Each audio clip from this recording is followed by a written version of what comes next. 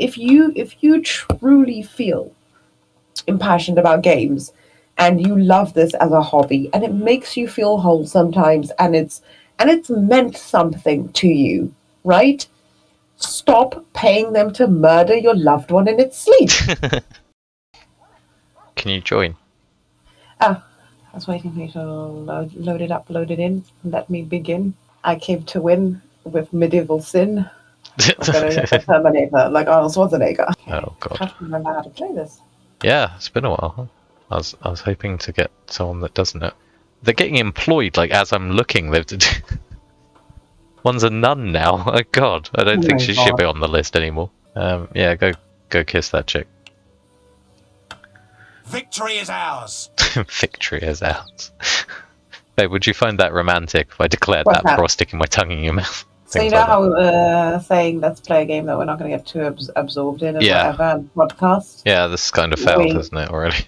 Gotten thoroughly absorbed in this because we haven't played this in a while. Okay, modern gaming trends that suck. Monetization excluded because that's obviously done to death. Right off the bat, I'm going to say a modern gaming trend that sucks is just not having enough co-op or MMO options. Yeah, because I mean, there's been.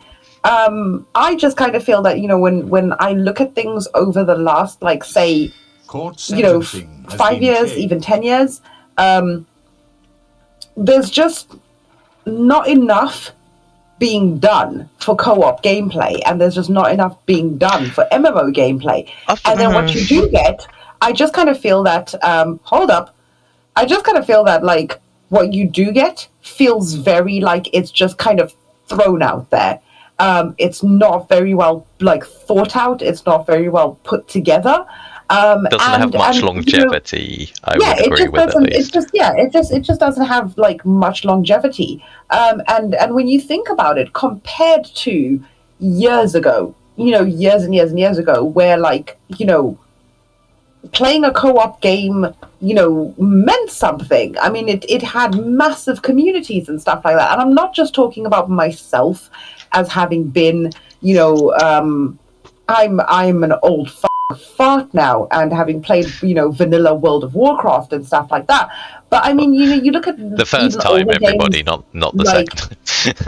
Whereas, like, these days, I just kind of feel that, like, your options for co-op and your options for MMOs has been significantly reduced. I mean MMOs are certainly way worse. Yeah, really new is coming out in regards to like I mean, and you got to think about it. Like, for us as a couple who likes playing together, and hence why we started this channel is to review co-op games that people can happily play, two-player and enjoy, It's been significantly difficult. It's been significantly difficult to find those games and everything that make you feel that it's worth your time and it's worth your money and that you can both enjoy. Yeah.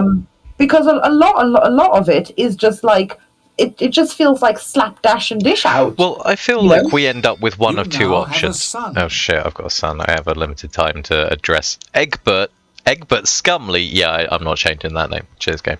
I feel like you end up with two options when it comes to co-op at the moment, and that's either that it's kind of by the numbers and isn't going to keep you interested for very long. Things like Outriders being a good example. Or it has some degree of ambition, like an older example for being Ark, but it doesn't work properly. And it's like there's always some kind of oversight when it comes to stuff like this, and that is a modern trend of gaming, because once upon a time, obviously games weren't updated once they came out. They had to be a finished product, and they had to work, and it was the company's reputation if they put out a product that didn't fucking work. Yeah, that's another thing as well that I would add to the list is unfinished products. Yeah. This does seem to be a modern sort of game trend that I wish that they would... With the sort of empty promise that one day it'll be a finished product, and it never quite is. I think I've recently checked back into Phantasy Star Online 2 New Genesis, to see how that was doing with its new version 2 update, and I wouldn't even call it a version 1.2 update. Like, it's still nothing like what I would expect for a full MMO.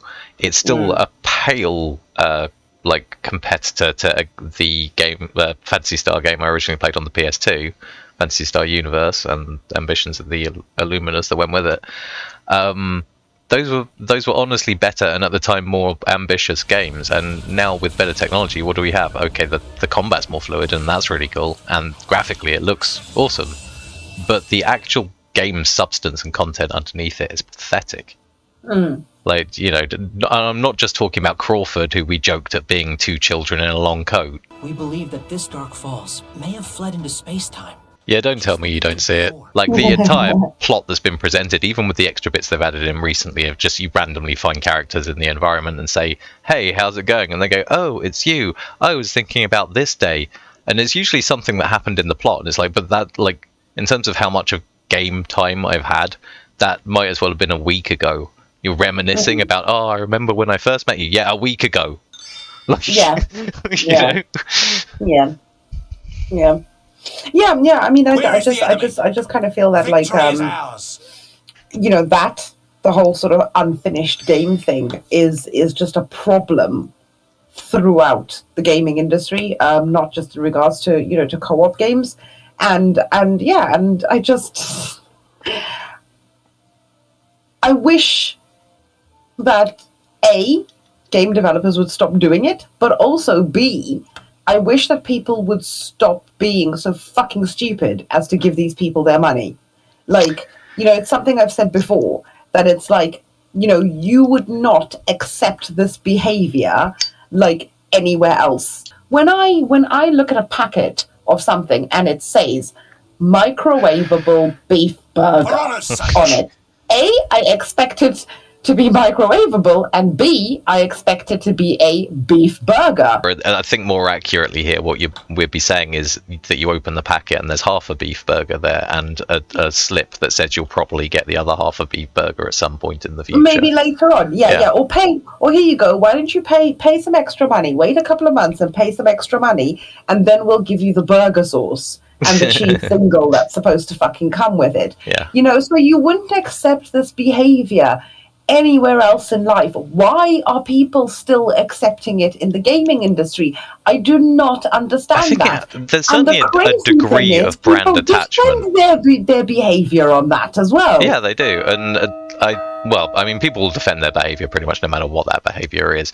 But in this case, I think, like, certainly a big chunk of that kind of refusal to listen comes from people with, essentially, it's not, I wouldn't even say it's necessarily brand loyalty, but it's been one of those issues whenever anyone's spoken out about video games and video game companies, is stop spoiling our fun, video games supposed to be fun. It's like, yeah, the product is supposed to be fun, and it'd be great if they usually were. But that doesn't mean you can be completely blind to everything that happens around them. It's like pointing out that companies have been accused of covering up rape, for example, does not mean that you can't have fun playing a computer game, but it does mean that you should be aware that those are the people you're handing money to. Yeah. And I think it'd be disgusting if you honestly wanted to live in ignorance of that. Yeah. Yeah, because that's the thing, though, is that, you know, I suppose that leads into, like, you know, another debate of, like, you know, a different debate of, like, company ethics and, like, where I think that topic might even be a bit too big for our channel, to be honest. Yeah. I mean, that's quite a vast topic that within itself. But no, I do agree. But if we stick to where we started, which is trends that, like, the modern gaming industry is kind of, you know, like, you know, trends of the modern gaming industry that we don't appreciate and we don't support, then yeah, I mean, I would definitely say, you know, it's things like that. It's unfinished games. It's not catering to, you know, just not catering enough to the co-op and the multiplayer community. that's something that I really don't appreciate. But another thing I really don't appreciate as well, that seems to be a really, really big trend it's been going on for quite some time now, is the dilution of intellect in games. That Yeah. there seems to be this big thing of like, right, let's make stats and and actually, like, like choosing your characters, like skill points and whatever and stuff like that, super simple. Yeah, well, And this is an even, argument that started with that change in World of Warcraft all those years back. Was it when Cataclysm came out that they did that? yeah, And they basically just took yeah, away the skill trees, and it's just like, oh wow, so now we're all just yeah, cookie cutter templates which of the is, same thing. which is sort of cut and paste. But this is the thing. This is, I don't understand. Um, why this is such a trend. Because, okay, I say I don't understand. I can think of a number of reasons why game developers, and stuff like that, would actually do that. And that's obviously to kind of cash in on having a younger generation, kids playing the games and stuff like that. It's more appealing to them because it's not quite as complex. They say that, And but when I was a kid, I liked complex games. I was playing but Master of that's Orion 3 and things like that. They were very complex but games, even by today's standard. yeah, but that's it. It's, I just kind of feel that at the end of the day, it's very unfair to assume that everybody is going to want or need that level of simplicity. Yeah. You Well, know, it there's always reminds me of that day when we were playing Star Wars: The Old Republic, and there was someone complaining back in the day that their strength build didn't work on their smuggler, and it should make their pistol whip really powerful. It's like you've got one melee attack, and it's not your primary stat. I'm glad the game allows you to be that stupid, but it is you being stupid that made this build bad. that, You yeah, know? yeah, and that's And then it. they took it away. Now everyone just gets like what is it? A mastery, expertise, something like that. There's just a catch-all primary stat It's for just a everybody. coverall. Yeah, yeah. But that's it. I mean, I just think that it sucks that they just presume that everybody wants that level of simplification. Yeah. You know, And then we look at this game, there's which is a many. fantastic old game we still play to this day because it's not very simple. Yeah, because it's not very simple. You do have to invest a lot of time and forward thinking into it and stuff like that. And that's, I don't know. For me, that's what makes a game worth playing. And and that's what makes a game. Like that. That's what makes me spend a lot of time in a game. Is a game that I can keep coming back to, and like I'm constantly working on myself. I'm constantly working on my character. Yeah. Because I'm constantly seeing new ways that I could improve my Yeah. build. I'm Yeah. constantly seeing new ways that I can improve, how like, I'm hot barring things, or I'm spell casting, or Yeah. whatever and stuff like I that. mean, for me, that And like I want infinite progression in a game. That's totally a me thing. I'm not saying that everyone should, but yeah, mm, I want to always be able to improve. So long as I can do that, I'll continue to be interested in a game. So long as the premise interested me in the first place. yeah, Um, But yeah, I mean, it even kind of amazed me recently. What with playing a bit more of the Division 2, something I hadn't played in years, like pretty much since it was new. But just went back into that for a bit, and it kind of amazed me looking at it that at the time I'd kind of all just taken in the way the game worked, sort of in my stride. And now looking at it by comparison several years later of what's come out around it, I'm actually going, I actually appreciate the build system in this game because it's actually a lot more complex than most other games these days bother being. I yeah, actually appreciate the combat in this game because it's really honestly tactical, makes you think on your feet, and is mm, quite challenging at times. And the enemy are smart enough to flank you or use a medic in the background to res yeah, people yeah, as you take them out. Grenadiers will actually blow you up in cover, things like that. yeah, And yeah, it's like, yeah, I kind of just accepted it at the time. But honestly, this game's better than I gave it credit for when it first came out. Like mm, when sort of looked at alongside what competitions come out in the meantime. I was saying this to Zach recently or the other day, and he goes, "Well, I suppose it being a looter shooter, what is the other competition? It was Borderlands 3, really, wasn't it?" And it's like, and that dropped the ball so hard on its entire franchise. yeah, yeah. you know, Yeah, exactly. Yeah. Yeah. Yeah. Well, I need another gin and tonic before I move on because I've got a lot of issues with games these Well, we'll try days. and remember Borderlands 3 because that might be a good one to talk about, since that actually shows some of the modern Dropping, gaming dropping, trends drop, that suck. dropping. I suppose that's the note Where would you to like to leave it begin? on. We'll come back to that. Is dropping the ball on a franchise. Yeah, well, there's been a lot of that Yeah, actually. Yeah, there's been a lot of that. A lot.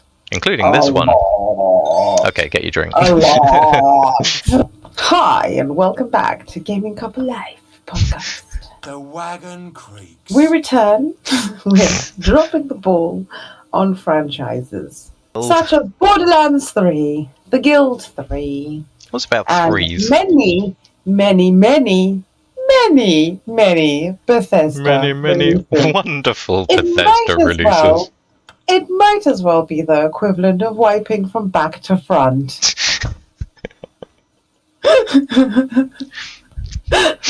Please stop it.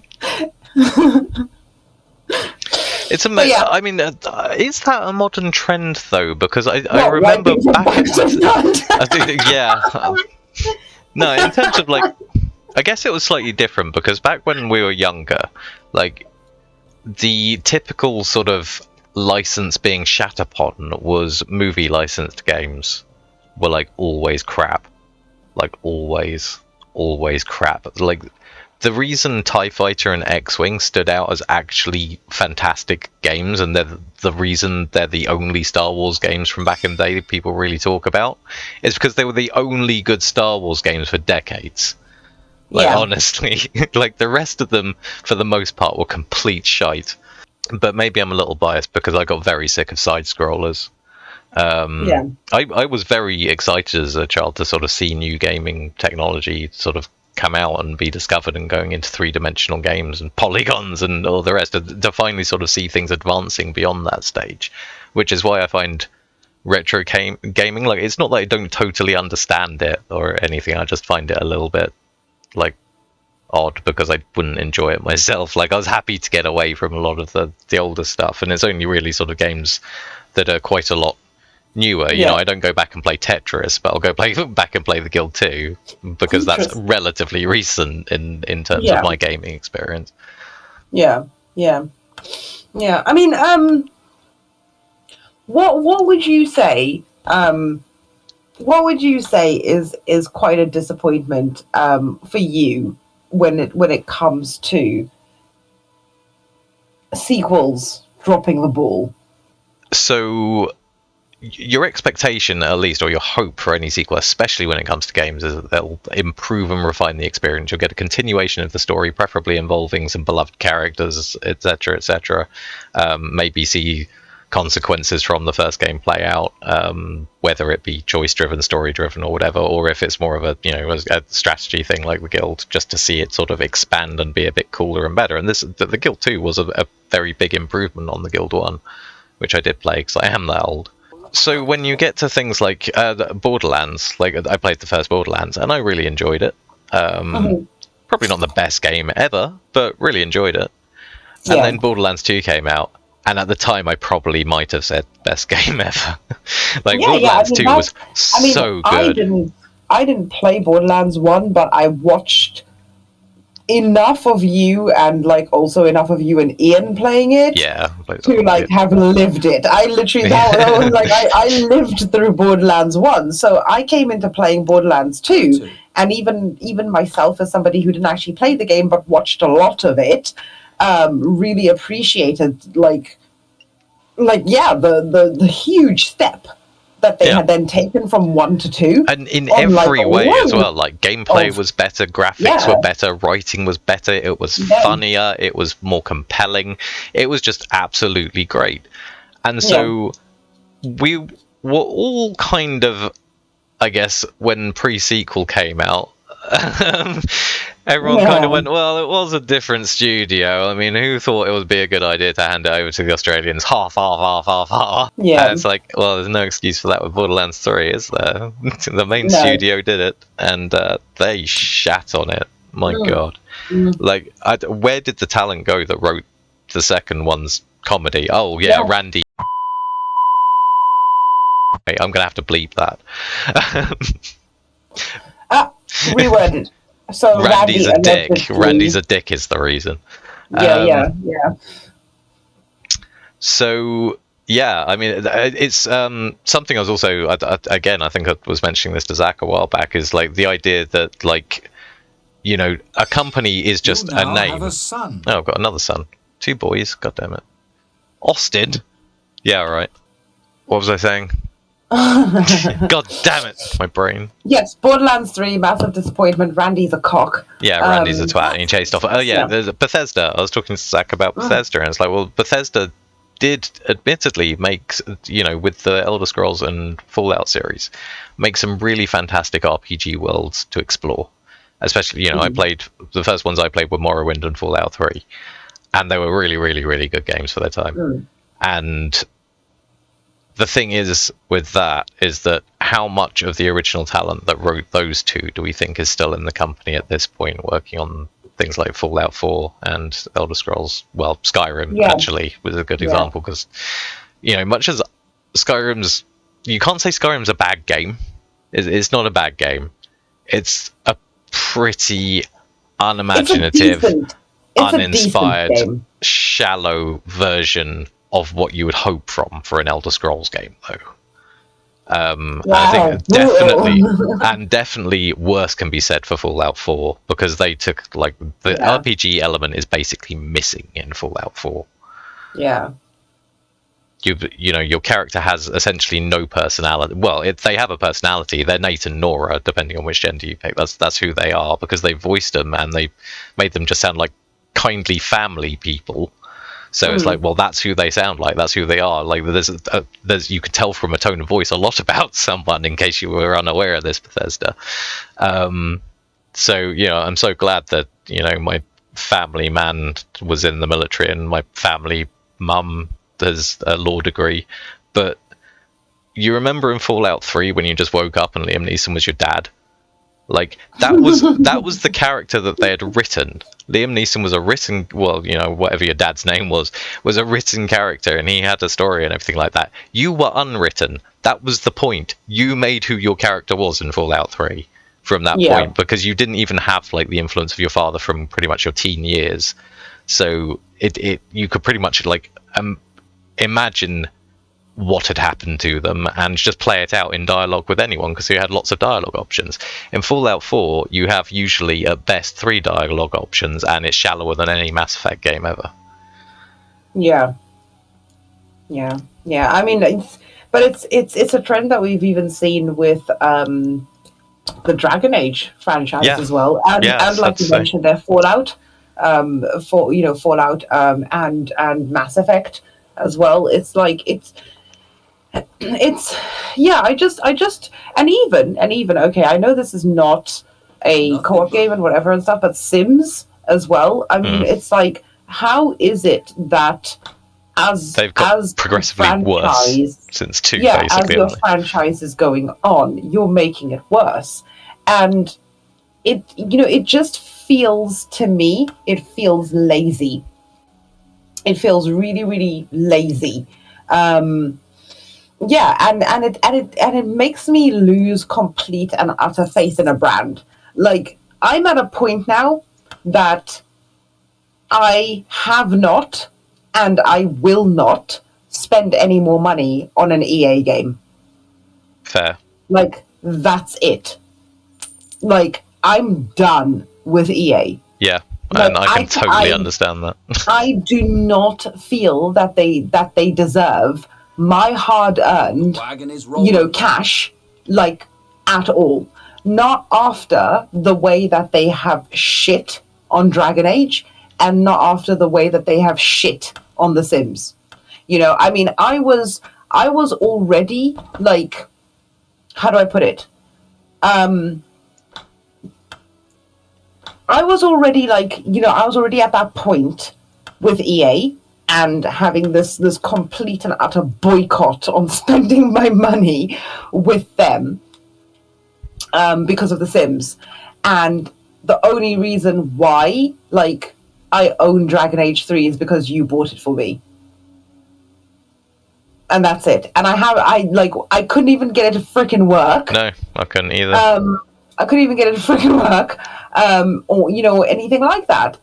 Yeah. So when it comes to so when it I don't know. I just kind of feel that like for somebody who's passionate about gaming, or just in general for people who are passionate about gaming, it really, really just robs something from you, and it really takes away that enjoyment, that want to spend time on something that you in love, that want to spend time on something that it just kind of saps your want to absorb yourself into a game, and stuff, because you think about these things, like take Bethesda for example, and you think about what they've done to certain games. It just makes me lose complete and utter faith in a brand. Yeah.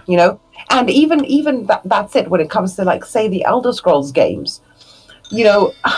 Okay, again, same with Borderlands 1. Okay, I didn't religiously play Morrowind. I played some of Morrowind, and I kind of experienced Morrowind more through other people playing it, and kind of being an active, it's like watching a movie, or watching a TV series. You're there throughout that journey kind of thing, which is it's so yeah, okay, Morrowind. Back in the days of couch co-op, when it wasn't really couch co-op, yeah. Sorry? I did back in the days of couch co-op that wasn't really couch co-op. I remember exactly. that, Yeah. It was like your own version of couch co-op. But yeah, so I mean, I then plowed a lot of time into Oblivion, and I absolutely loved Oblivion, and there was so much features about it that I absolutely loved and I absolutely adored, that when it came to playing Skyrim, it was a shame that they weren't there. Yeah. But I appreciated certain advancements that they had made in the game, but it was also tinged with this feeling of oh, well, what's your reason for leaving that out? Do you know what I mean? Yeah, so it then just kind of leaves me at a point now where I do just feel well, as and when another Elder Scrolls game comes out, in the vein of, I know there has been other Elder Scrolls games that have come out since Skyrim, but I mean as in the same vein 6, of yeah. Morrowind, as in Oblivion, as in Skyrim, and then Elder Scrolls 6. When we get to that point, I do now just feel like I probably won't buy it. It really breaks my heart, because it's I want more of that thing that I love, I want them to do better, and I think it comes from a perspective of, a new building has overall, been finished. when you think about what games mean to people, and I mean, what do games truly mean to people?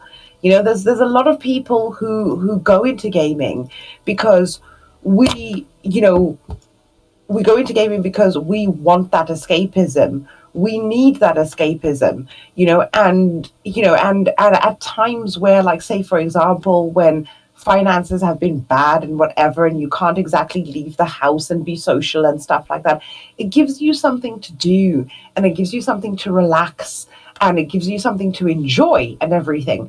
And I feel fucking robbed of that. So it pisses me off and it saddens me at the same time, because it's it's like taking my favorite dessert and removing all the sugar from it. Why would you shit in my mouth like that? I mean, take, for example, The Sims. I loved the first Sims, the second Sims, and even into Sims 3. And then you look at what they did to Sims 4, right? And that just completely did a massive whippy on everything. A massive whippy. I mean, well, not even that. It's one of those whippies that have even pebble dash up the fucking sides. To the point that Do you need me? The EA in charge of The Sims and everything was even saying in response to Sims fans saying this is shit, Sims 4 is this is dire. His response was, well, if you don't buy it, we're just not going to do another one. And it's like, well, fuck you. Don't do another one. Yeah, exactly. It immediately makes you want to say, well, fuck yourself. Yeah, we'll keep on playing Sims 3, and we'll keep on modding Sims 3. And one day someone else will make something similar but better. Yeah, exactly. It's like, fuck you then. Don't fucking make another one. In fact, please don't make another one because you did so bad at this one. Leave it alone. Leave it alone. So yeah, so I do feel that overall it's quite saddening. It's really quite saddening that, gaming has, enjoying video games has been with me for such a long time. From being a kid in Africa, I used to play, like, all I could get my hands on was demo versions of games. And I would play that demo for hours on hours and hours on end and stuff like that. And I loved, back then, demos were like... I used to do that with my Amiga quite a lot, yeah. Demos were almost half a fucking game, my friend. Like, back then, they were like... Some of them, Some of them, yeah. But, it opened me up to this world, this wonderful, for somebody who, like, because I've always enjoyed reading and being creative and creative writing and stuff. And so it was like an extension of that. And it was so wonderful. It was so wonderful. So it does kind of hurt. It does hurt a little bit to get to this point today when I look at games and I feel so disenchanted by them. It sucks. It really sucks. It really sucks. So like I say, it also frustrates me so much when people will say to me, like, people will say things like, oh yeah, I understand where you're coming from. I kind of feel like that. Boom. You've then just spent money on the next game by that company in that franchise and whatever. Why are you doing this? Yes. Because by doing that, you're saying to them, it's okay. Carry on. Please carry on doing a massive shit in my mouth.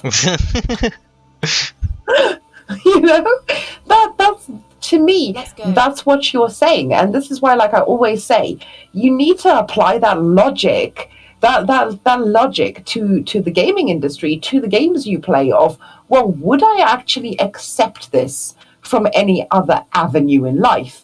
And if your answer is no, then why are you still doing it? Well, the thing is as well, like, I hear a surprising amount of people saying things like, I've just accepted this is the way games are going to be from now on. And it's like, well, that's not true. Like, do you not look at anything other than mainline releases by massive companies? Like, there's tons of games that are not following these trends still. Like, many of them are available on Steam. I look back at the memories and now what? I have of gaming. To work. And I have some beautiful ones, some really beautiful ones. From a time when my uncle Tiny, who sadly passed away, used to do things like, we used to have our own code, right? We used to have our own code because my mother hated the idea of us spending money at the arcade, right? And being into gaming and things like that, right? So we used to have our own code. And, my Uncle Tiny, like, when he'd be finishing work, like, helping my mum out, like, doing, like, the accounts and stuff, like, in her salon or whatever, he would signal to me, like, over the counter, like, like, waving his thumb in his palm, and he'd be like, twin, twin, sweet. That was the code. And he'd be like, and so you knew it was like, oh, we're going to the arcade in a minute. And it was like, woo. And I used to save my lunch money to go with him. I didn't have to, but I felt like I was contributing, because Uncle Tiny would just, he would just pay for the tokens to play the games. And we used to have some awesome times down at the fucking arcade. Oh my God. Like, the time we actually, like, met the guy who had the high score on Mortal Kombat, where this arcade game was. This guy was a fucking legend. But to watch him play, to watch him, control his character and face the bosses without blinking an eye, without even a twitch, without moving, just without a fucking hiccup. And like that was amazing for us. I remember being this little kid with my uncle down at the arcade and watching this guy and just being in wonder, like, oh my fucking god. But we had a crowd of like 20, 30 people in this tiny little like arcade, and we were all cheering by the end of it. We were like, this guy is a fucking legend, you know? So to think about like the happy, wonderful memories that gaming has brought me, that time to spend bonding with my uncle over something we both enjoyed, you know? Yeah. And especially at a time when being a girl and being interested in games was shunned by a lot of people. My Uncle Tiny didn't fucking care. He didn't blink an eye. He was just like, look, the kid likes games. I'm going to take her to play games. What's the problem? You know, that was very much his attitude. And like, so it was great. It was great because it was like to be, you know, accepted, to have an interest of mine embraced, and to share that with my uncle. And then we would go for like a meal afterwards or something, and then we'd like quickly go back to the salon, and my mum would be like, where have you been? And we'd be like, getting food. Not down at the arcade playing those demonic video games you hate. Yeah. But yeah, so it is saddening. You know, when I think about those wonderful moments I've had because of gaming, because of having an interest in video games, right? And the way I've witnessed it bring people together and stuff like that. And then I think about the fucking shite we have today, especially when it comes to things like toxic online communities and stuff like that.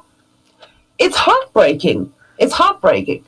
This is why I like just don't want to engage in like online chat and this, that, and whatever to see world chat when it comes to being in MMO and stuff like that. Because to read bullshit like that and whatever and stuff, it destroys my you know, my interest in a game. It just makes me not want to be there. Especially when I say this is not the kind of community that I came from. That's not the kind of gaming community I came from. Yeah. You know? Yeah, I mean, and that's just it. Like, before the internet networked basically every dickhead there was, like, that was it. You did have, like, little gaming communities of various types. Be it down at the arcade, I had similar when I was very small.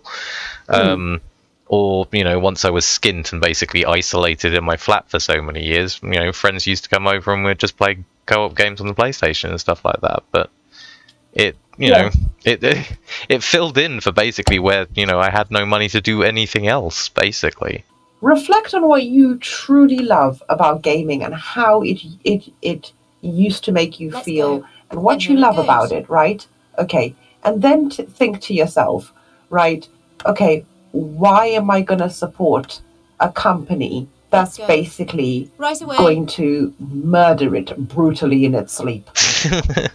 Because, you know, because the more that you are giving in to these companies that are taking the piss when it comes to giving you unfinished games, uncharismatic characters, non-progression and stuff like that. But the more that you're giving your money to those companies, the only thing it's saying to them is, I'm fine with this. Yeah. Because they won't hear your comments online of you saying, I hate this and it's annoying, but I want something to play. They're not going to bother. They know full well it doesn't matter as long as you're still paying. Yeah, exactly.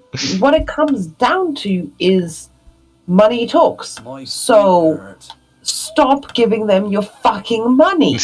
You know, so like I say, even with me, as far as like I go with EA as a company, I literally have not spent money with EA since The Sims 3 because I absolutely fucking refuse to accept what they've done with the Sims 4 franchise thereafter. I absolutely refuse to accept what they've done with the Dragon Age franchise thereafter. So if they want to carry on churning out FIFA games, fine, okay. Well, those are getting gradually yourself. worse. I mean, we fucking hate them, but Please yourself. that doesn't mean the players of them don't have the same rights, and they are taking the piss with those too. Certainly, Yeah, but the thing is that mostly comes down to monetization, which we said this podcast was about. So but the thing is, it's like, so at the end of the day, like I say, stop giving these people your money. They don't deserve it. If you truly feel impassioned about games and you love this as a hobby and it makes you feel whole sometimes and it's meant something to you, right? Stop paying them to murder your loved one in its sleep. Stop it. Stop paying them to shit in your mouth. The assassin. Yeah, stop paying them. Stop enabling them to be the secret nighttime mouth assassin, shitting in your mouth and taking your money out of your wallet. Anyway, I had a topic a second ago. What was it? Oh yeah, infinite lateral progression. Okay. Which is something that's sort of existed in Warframe, but then they had other systems that sort of broke it. But it was basically the point I got fed up with the Guild 2, and not the Guild 2 Renaissance. Sorry, Guild Wars 2. There we go. That's the right game. Holy shit. Try to do Guild that again. Wars 2. When I got fed up with Guild Wars 2 was when I basically got to the point where I could have the Ascendant or whatever the top level of armor and all the shiny glitz was, and said, right, what now? Yeah. And I looked through kind of everything the game had to offer at the time and went, so it's achievements or just making different builds that basically are all balanced to do essentially the same. Yeah. So there's no actual forward progression really now for my character. I can just endlessly grind useless loot forever and never really get any better. And that pretty much just switched off the Switch. That's it. Just I've completely lost interest in the game now. There's nowhere further for me to go really, so I'm going elsewhere basically. Yeah. That never really used to be something once progression in the form of which we sort of understand it for RPGs and stuff like that now, once that had become a thing, that didn't, that never used to be a thing. Yeah. It was always the idea that you go on and on and on, and maybe there's a cap somewhere. But even with Morrowind, the cap is very sky high, and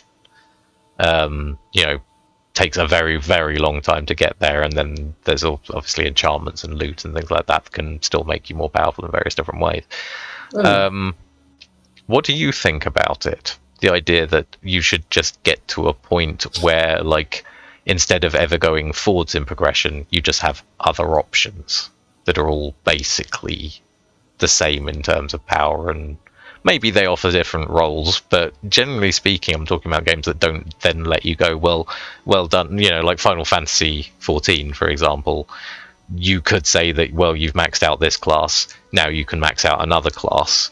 That's sort of lateral progression. I don't really mean like that, because you can carry on playing with that class and still progress, get better loot, do raids, dungeons, and all the rest. To be honest, Let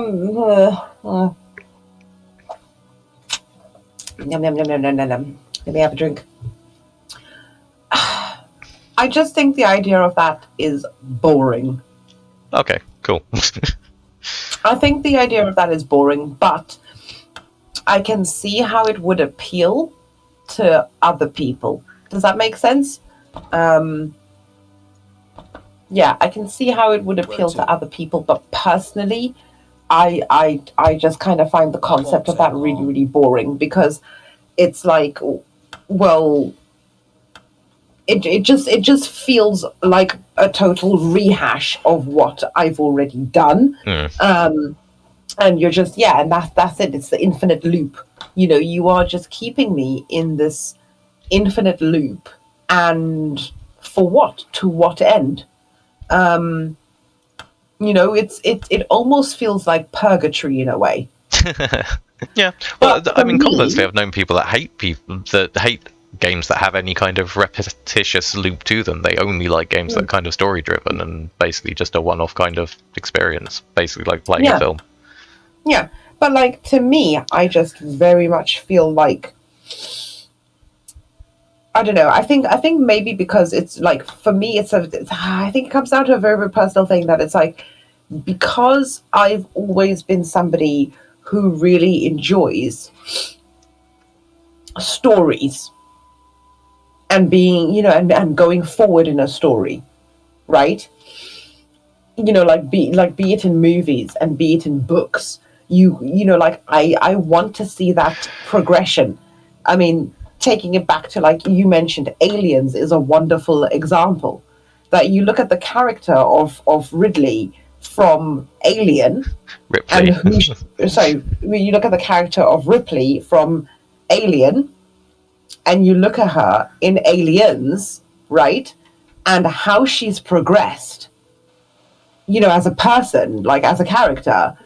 And do you know what I mean? And that's what kind of, you know, keeps me hooked, is that there is this constant like personal progression. You can see that she's different, that the story is going to carry different, you know, and stuff like that because of who she now is.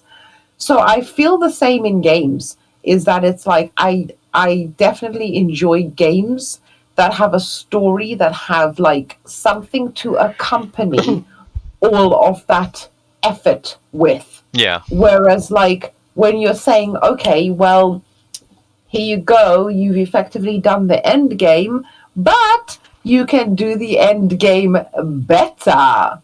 Yeah, but why do you play MMOs then? Why do I play MMOs? Yeah. Because that basically is what they do, is just kind of throw you back into the same thing over and over again, but harder with newest, you know, shinier stuff you pick up. Well, old World of Warcraft. Old World of Warcraft. I'm going to emphasize on that because I'm an old bitch.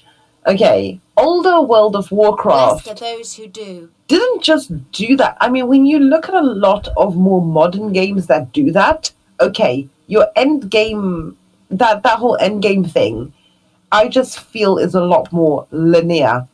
Whereas, like, I introduced you to WoW, right? Yeah. And even when I introduced you to WoW, and I was taking you around certain kind of raids, if you will, and I was going, well, you won't really play this as a raid because this is old school, right? We can just run through this together and stuff. And you were going, but this is fucking immense. Yeah. Right? That's and cool.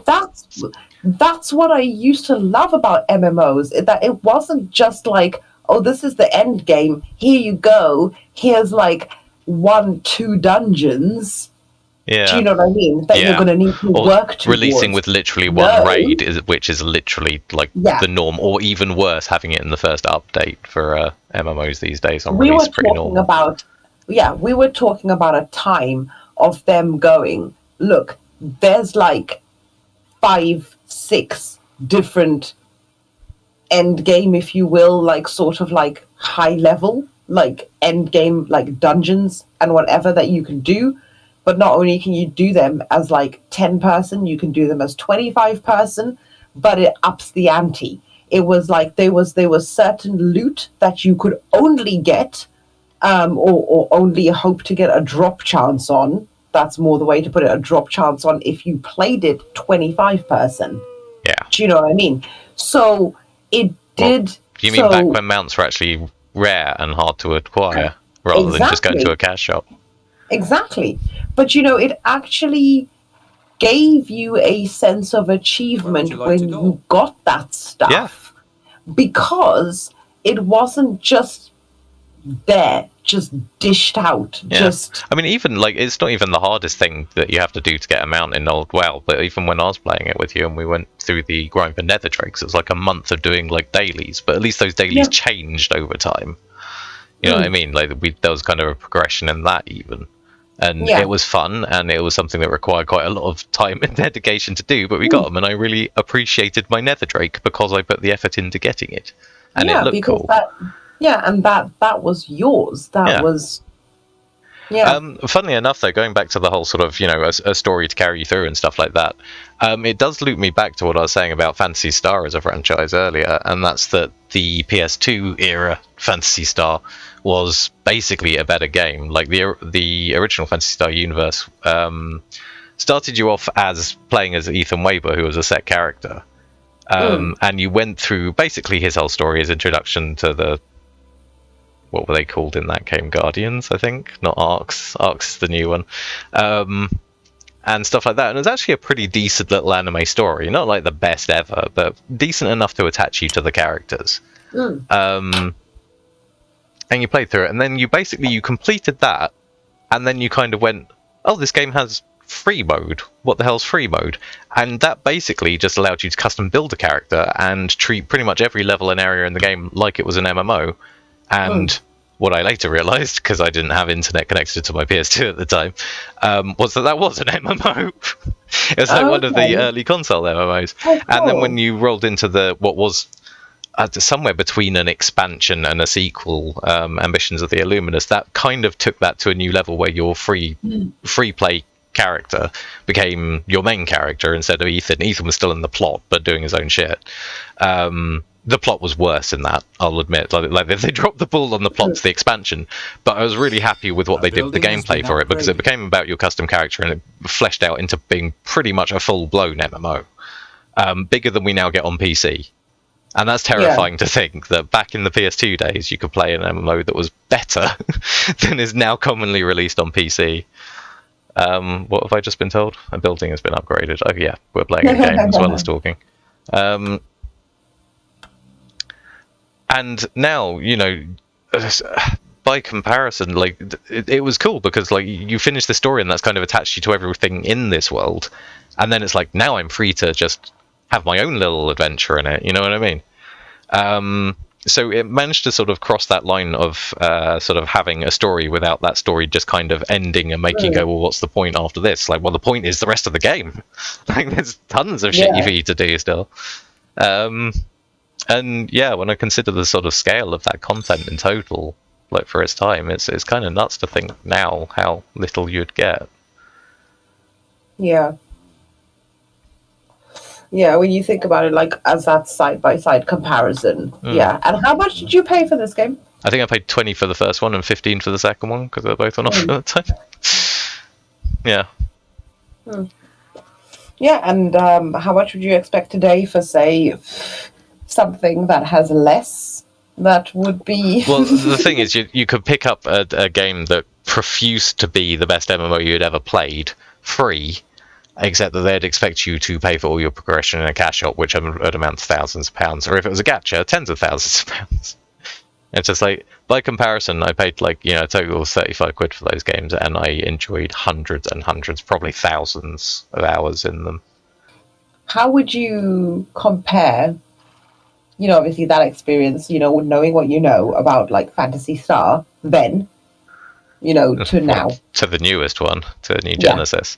Well, as I said, like in terms, like it kind of has a slight Ambitions of the Illuminous vibe in my nostalgic old mind, just because, yeah, okay, it now looks better and combat is better.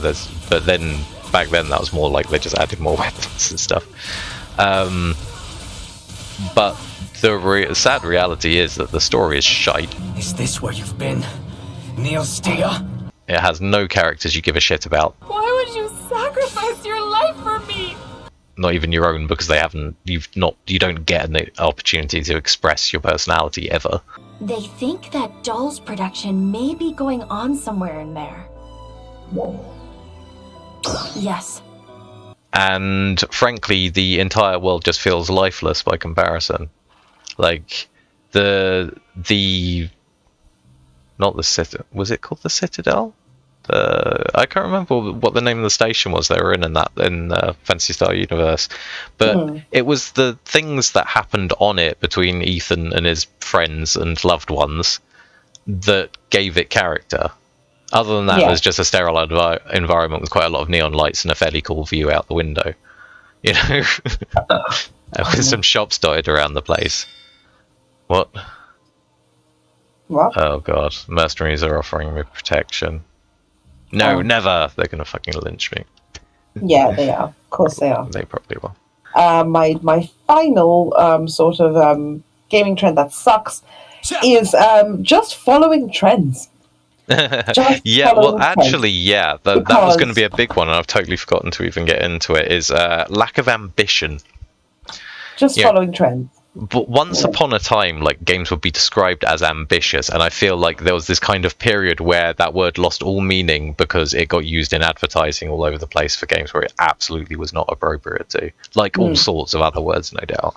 But once upon a time, every now and again, a video game developer would actually be ambitious. The Guild's entire franchise before the Guild 3 was probably an example of this. Bethesda's franchises were a good example of this. Developers that came out and did something that people weren't doing at the time, developers that looked for a way to make a niche more interesting, or just to, add some complexity or a new twist to a genre that hadn't been done before. And it's become so much more common now to just follow the route that developers, or more likely producers, know will sell. To a point where it's holding back where we could be in gaming so much.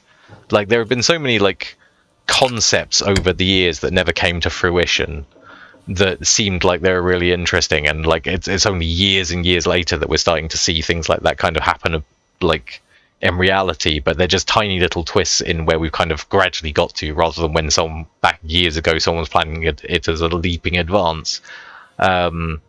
Wasn't it for the launch games for PS3? We saw that one where, there was a sort of real-time people reactions to your actions. Like, the guy, leapt down onto the ground, pointed a gun at a cop, and the cop immediately, surrendered, put his hands up.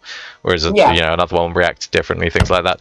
Just sort of demonstrating they'd sort of built more interesting AI into the game. And it never arrived. I can't even remember what it's called now, but it was never released, as far as I know. And watching the Payday 3 game trailer recently, it's that it's kind of, I'm seeing that sort of with a cop, but I know full well it's just it's pretty much the same as Payday 2. It's just an interact thing. It's not like there's more sort of thinking or randomness to the different actions people could take in these games still. To actually sort of create some unpredictability. I'm so sick of metas and guides telling you exactly how to play, rather than thinking on your feet or careful planning paying off. We see this trend of the sort of gaming titles being swamped by certain stuff. So it's we have the swamping of if you want to play a zombie game. Hey, Nathan, do you want to play a survival game? Do you want to play a zombie survival game? Do you want to play an open world zombie survival game? There's about 1 million, only about 2 of them Do are you good. want to play an open world zombie survival game where you set up communities? Actually, there's less of those.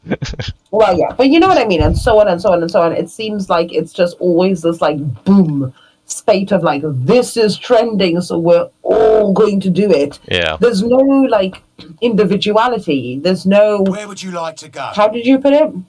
Ambition. There's no ambition. There's no ambition to say, well, fuck what's trending right now. Right there. This is what we're bringing out. We had this idea for this because people have been asking for it for fucking decades, and or we just this game that people love, except for all these things about it, we're going to make a better version, basically, and do all the things right this time. Yeah, exactly. It's it is just this constant, let's follow the trend. Because, and again, it, sadly just brings us back to, it's the making of the money, Yeah. But they're making predictable money. It seems to have been forgotten that the first person to get to something new that's popular tends to make a lot of money too. but you have to actually be a little bit like ambitious, creative, and adventurous to be that person.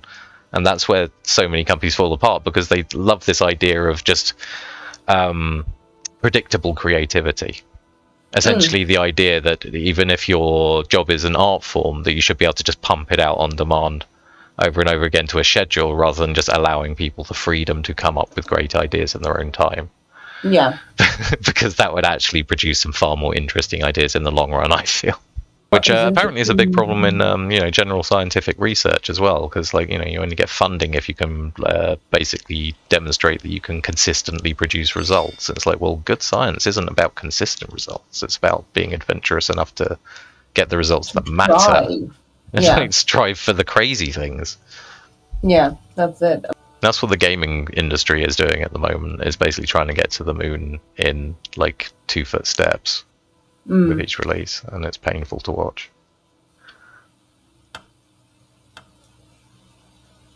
I have a ton of points I haven't spent at all. I'll bet, actually, yeah. I haven't checked the name. This plague of rats has me at my wit's end. Oh, my farm's got rats. Don't buy food there. That's why I'm getting myself a boyfriend whose brain is not moldy. It's because you got moldy brain space, and you got rats. Brain is not moldy. She just said it on clicked her to see if she would. She said it on cue. Thank you, Eleanor. For the audience who didn't quite catch that, it's my grain is not moldy, but they don't say it particularly well. It's just when game developers are just following trends. Yeah. And so there's then just not really anything that stands out. Would you remember the MMO trend after World of Warcraft release? How many WoW clones there were. It was absolutely fucking insane. Yeah. And the idea that any of them thought they stood a chance when there was already such popular ones available. Because it wasn't just WoW at the time. We very rapidly had Blade and Soul and Terror and things like that also captured a, shall we say, slightly different audience. But yeah. Well, yeah, it's just trends just My feet hurt. yeah, it just kind of annoy me, because it's it just kind of seems to flood the market with that one genre, that one type of things, whether it's done well or not. generally badly, yeah. I guess we can't just have this be a completely negative experience coming through.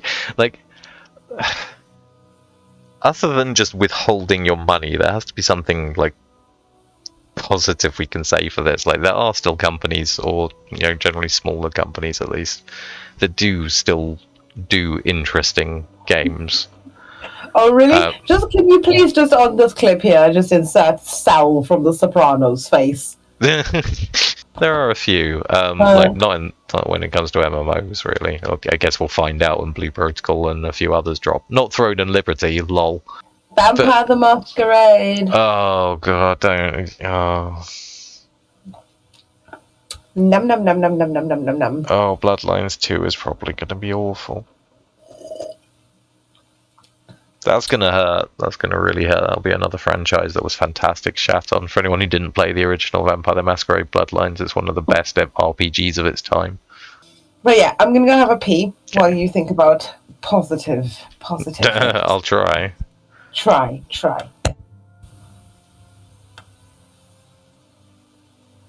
It's going to be really embarrassing when she gets back and I have to admit that I've got nothing. Who says? Martin Poulter, random dude. And Marcus Bonds, random dude. Are kicking the shit out of each other for some reason. This game has such character. I don't know why this is happening. There is a reason for it, though. Thought of anything positive yet? No. Oh. Not really. I can say have hope that they'll be better, but quite frankly, unless, I feel there's a certain degree of it will continue to get worse in certain ways, but there will never be a point at which there won't be other developers. Because the thing is that a lot of game developers are actually made up of people who are passionate about video games, especially the smaller companies, and they will always look to essentially undermine the big companies and produce the games that gamers want to play. There have been many good examples recently. I'm struggling to think of any. When I do, I'll flash them up on screen here to make up for my terrible fucking memory. I guess the reality is just be cautious with your money. Don't pre-order things, wait for there to be reviews. Not necessarily having to wait for our reviews, because we're behind on everything, but like, you know, at least get an idea of what you're buying for real before you pay for it. Yeah. There will be war. They're very cheap. What? There will be war. I'm just eating cheese. Well, France and Germany are going to war over it. What cheese were you eating? Seriously strong cheddar. It shouldn't really affect That's English. Exactly. Maybe that's why they're going to war, because well, Britain actually put out of the night tasting this 1412. We might well have had a French king at the time. I can't remember. But yeah, but the topic was modern gaming trends that suck. So I've got nothing positive to say. Yeah, admittedly, I suppose it is quite a tricky subject to come up with anything good to say about. Yeah, I don't feel I have to. I mean, yeah, I mean, it's very, very hard to think of any modern gaming trends that don't suck. Well, I mean, it depends how modern we're talking about, because like, there has been sort of great, like, by comparison of like the old days of Super Mario and Tetris and shit like that, like games can be so much bigger, more complex and interesting now. It's just that I think that's why my perspective is so sort of geared to, well, potential is being wasted at the moment, is because that's what I saw a massive improvement over years and years, and it just feels so much like it's stagnated in the last sort of 10 or so. By comparison of where we were going, like the sky was the limit. I mean, that's not to say there haven't been setbacks. I remember seeing on a Tomorrow's World episode, like advertising, well, not exactly advertising, they were looking at VR headsets when that was kind of new technology and saying this will be in everyone's home within the next few years. That was probably about 15 years before anyone had bought, anyone reasonable had bought a VR headset. You know what I mean? Like, and even now they're still pretty gimmicky. Like, there's some games you could play and say, well, it's a decent game to play, but it's nowhere near as interesting as it could be without the VR headset and not having to be compressed down to a point where it can actually be run on one. So, I want to see that future tech basically coming into gaming, not necessarily just VR, but like being able to have huge, massive, expansive worlds that are very fleshed out and immersive, like more so than they are now, and more interesting. Like, games that I've actually said positive things about tonight, I'll simultaneously say that the Division 2 has a shit selection of missions when you're out in the open world. There's about 4 different objectives out there for you to just grind endlessly to try and get loot on.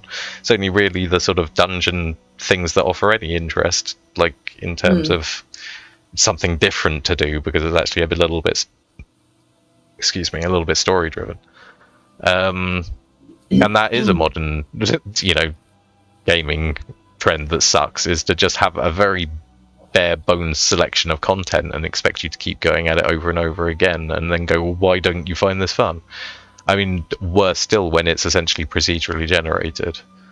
Viva the Dirt League did a really good video on that, of just like Bodger, like, an adventurer comes up to him to ask for a quest, and he goes, yeah, hang on a minute, and he's just running through like bingo and pulling out balls and going, could you go to Darkwood?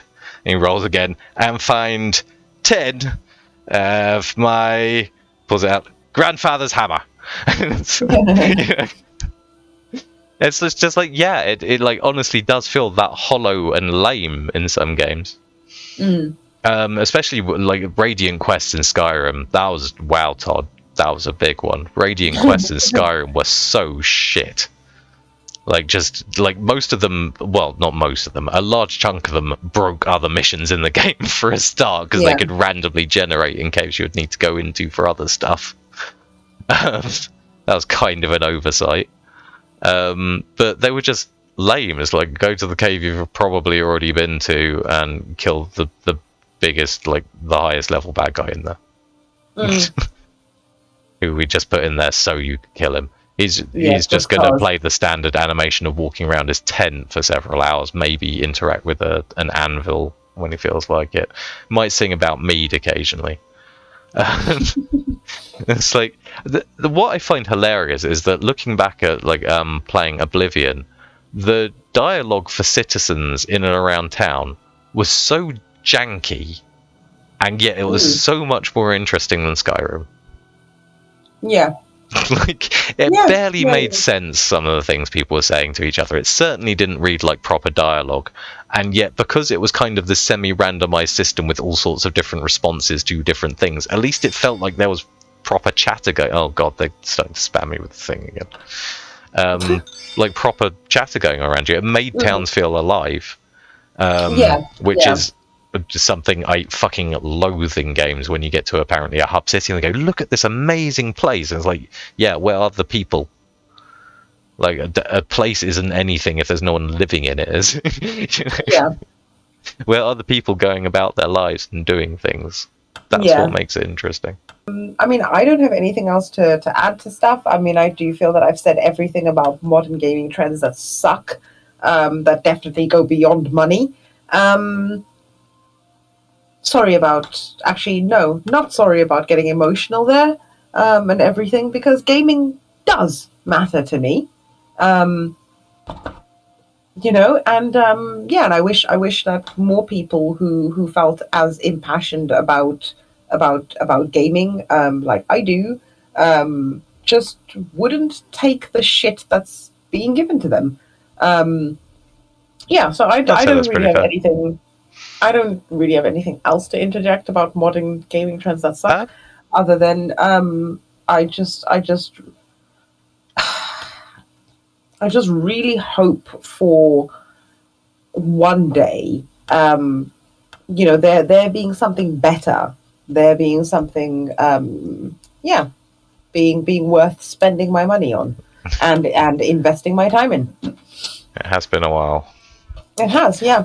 Still, that was our take on it. If anyone wants to add anything in the comments section to go along with this, we'll be interested to hear what your thoughts on other modern gaming trends that suck, and anything that we missed. Probably just forgot about, because frankly my brain's like a sieve. And also, it's very late at night, and we've had a very, very busy week. It's true. But yeah. Comment, like, subscribe. And all that good shit. It's good to hear from people. Yeah. See you soon, everyone. See you soon! You know, I'm still trying to charm this guy into loving me. He now has a sprained ankle. Oh, for fuck's sake. He's going to die of gangrene next year now. I mean, you could just try someone else. No one else I want to marry, Nathan. I mean, when you proposed to me, if I said no, would you just shrug it off and go, oh well, I'll just try somebody else? I mean, that is sort of what people do, actually, yeah. No. You must become an alcoholic bum and wallow away in your misery.